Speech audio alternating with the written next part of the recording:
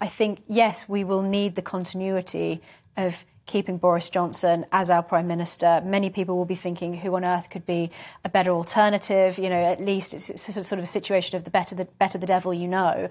And at least he has the experience there, whereas we would be looking at somebody potentially less experienced. I don't think that someone like Liz Truss would be able to step into that role yet.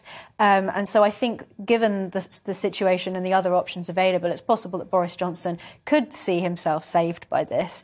But I don't know whether that would necessarily be a long-term thing.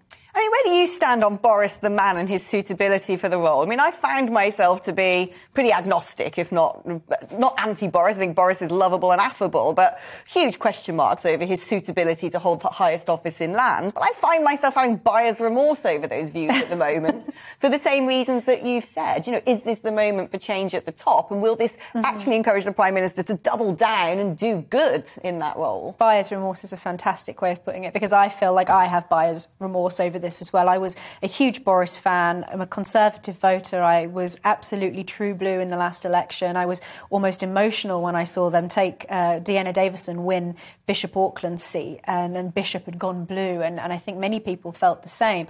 But what we've seen over the past 2 years, and particularly during coronavirus, is really an historic disappointment, an historic missed opportunity, because, as Chris Hope alluded to there, you know, maybe he would benefit from going and talking to the people and getting a little bit of that old Boris back, the Boris who made people bang tables during the election campaign. When he walked into pubs and things like that, I'd heard people, you know, in the north receiving him with so much joy because he really connected with the people, that now that all seems to have been lost. He's almost become a sort of czarist figure that holed up in Downing Street, separated from the people, becoming an icon of hypocrisy at a time when people need to see the government behaving in a principled way.